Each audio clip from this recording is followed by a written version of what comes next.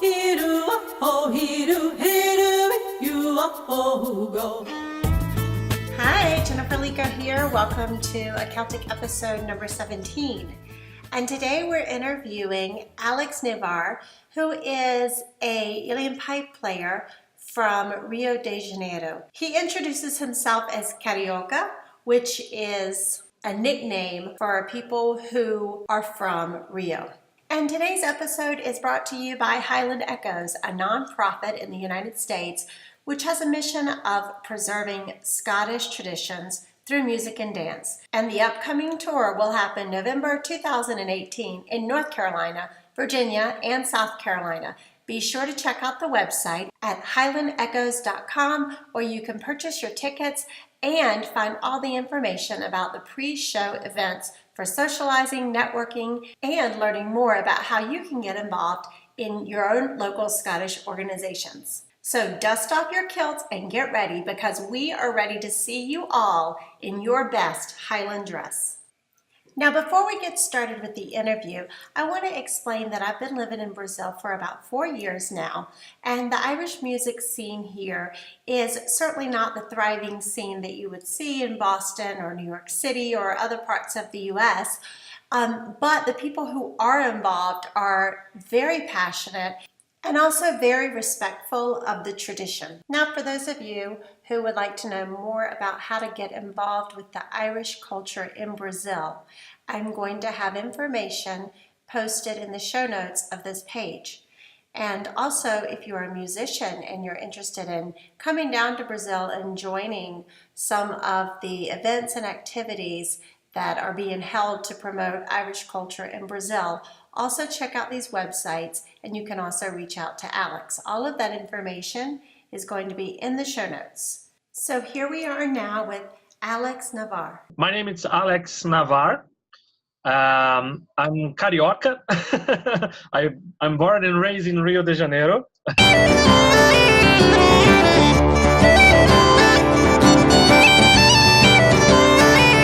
Actually, I'm a surfer as well, but also I play the pipes, the whistles, tin whistle and low whistle. I used to sing as well, some folk songs, rock songs sometimes. And actually now at the moment, I'm the president of Cultas Brazil, which is related to Culta na Heron in Ireland. And we are twinned with the Bray branch there in Dublin, like master classes, concerts, this kind of things, to promote and to preserve Irish traditional music in Brazil. That's our goal. That's fantastic. And can you tell me a little bit about what the Irish music scene is like in Rio? Well, it's a crazy thing, actually, because I have been playing the pipes for almost 18 years. And when I arrived back to Brazil, it was only me that I knew, of course, that used to play the Irish music, traditional music. So I was playing on my own, on my room for myself, and no one to play with. And now we have monthly sessions in São Paulo, 2 monthly sessions in Rio, monthly sessions in Curitiba, and a lot of festivals. Of course, there's a lot of mix on these festivals with medieval things, fantasy, like Game of Thrones. They put all together, it don't make difference, which is a good thing anyway, at some certain point, but it's fun. I can say that. But sometimes we have to put things on track, like, oh, please, this is not Irish traditional music, and this is, and it's not, I think it's fantastic, because there does seem to be an interest in Brazil in Celtic music. And I've found it whenever I do gigs here in Campinas, where I live, which is about a 13-hour drive from Rio. When we do gigs here, the energy of the audiences, it's incredible. Like, it's really profound. It seems like Brazilians are so open to all different styles and influences, and they appreciate it. So I think that the potential for Celtic music in general in Brazil is pretty large. Yeah, absolutely. There's a lot of people that not have a clue about Celtic music in general, but I'm sure that if they get to know, they will love it. Yes. So is that what is happening with this? Actually, now we just had a soap opera with kind of a fantasy Game of Thrones theme, and it's incredible how people love this, which is so different from our culture at certain point actually, because we have a lot of migration from Portugal, that you have the pipes, the transmontana Celtic stuff.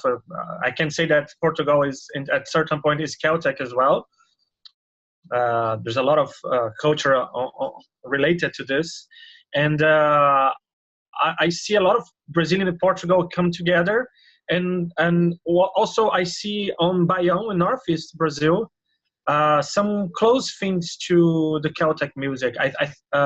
Actually, I forgot his name. The piper Carlos Nunes had made a research on this and found a lot of links that could get together for the music. So you're really taking an initiative to educate people around you that what they're hearing and what they're liking, where it comes from, and kind of the tradition and the meaning behind it. Yeah, I believe it's something cool to say that I don't have any connections to Ireland, in family. I don't have any parents, any family, but my passion for Irish music just came. My spirit, I think there's some green on my blood somewhere, or in the past, other lives, you never know. But the point is that I think that if you want to pay a tribute to a culture that is not yours, you have at least learned and on the roots first. Like it's kind of pay a respect to the culture. So perhaps I could not play quite well or play not nicely as I would, but something that no one can say that I'm not honest what I'm doing. Like I'm doing my best to pay respect to the tradition, and because I believe that's the way that should be. Can we hear you play a tune? Yeah, here we go. So I'm going to play Good Wife, traditional tune.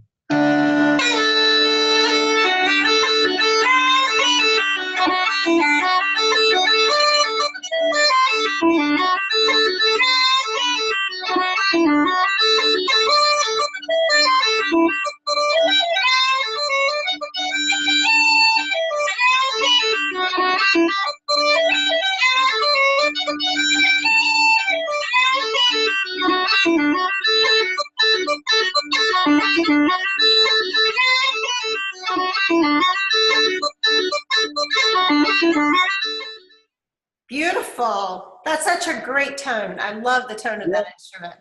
Yeah. Oh, thank you. So Alex, what made you start playing? How did you get introduced to the pipes?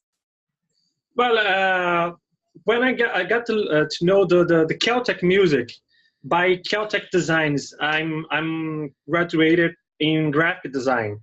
So I start to research for the Celtic knots and all this kind of thing, and it just was mind blowing for me. I just felt in love for the illustrations, Jim Fitzpatrick and all these guys, and the epic illustrations. Also, I just got mad with that. I love that since the beginning, since at first sight. And then I start to research. But once I went to a CD shop and I have to buy an imported CD, like took 2 months or 3 months to arrive in Rio. This was more or less in 1994 somewhere. And I remember I saw an album called Celtic Grace. And on this album, the first song, the first tune was Dave Spillane, Midnight Walker. I don't know if you know this tune. Is my favorite tune ever on the pipes. since this tune, I remember I was almost crying on the shop, and I said, "What is that?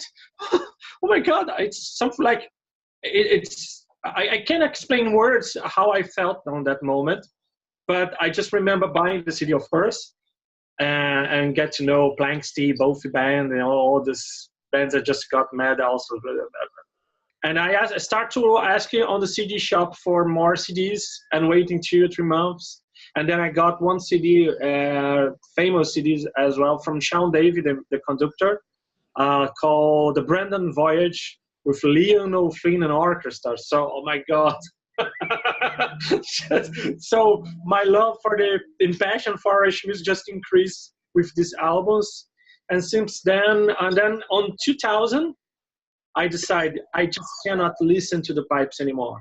I have to be able to play the songs. I have to make the sound myself. I want to express myself with this kind of sound, very specific from the pipes for the Ilan. And then I moved to Ireland to learn the pipes. What is crazy, because when I arrived in Ireland, that's a funny story. I went to the Cork Pipers Club, which is one of the oldest pipers club in the world for Ilan pipes, even before Napier in Dublin. And when I get there, I said, the man asked me, "Oh, Alex, what's your name, Alex?" I said, "Where are you from?" "I'm from Brazil." "Oh, you're far from home, boy." "Yeah, I am." "What you bring here, Alex?" "Oh, well, I came here to learn the pipes." "Oh, to learn the pipes? Good. But Alex, ask me a question. Do you play any instrument before?" I said, "No." And he said to me, "Are you mad?" I didn't realize his answer until now. I said, he's just joking with me. But no, I think he was serious. After 3 months struggling to play the pipes, actually 18 years struggling to learn how to play the pipes, I do understand what he was meaning. Like, Then I moved to Dublin, so to work in another agency company. And then I started to learn the pipes also in Napier in Dublin. So half year both. And then I moved back to Brazil. Internet starts to get bigger, connections. And so I started to learn on my own. I'm almost self-taught at certain point. So for several years, I just play. I was the only piper in Rio and almost in Brazil. Now we have 6 pipers almost. So are you teaching lessons? Yeah, I do teach Ilan pipes. And I have one other one in Belo Horizonte, which is learning the pipes as well, from the band Taverna. And I teach Skype's online lessons on tin whistle as well.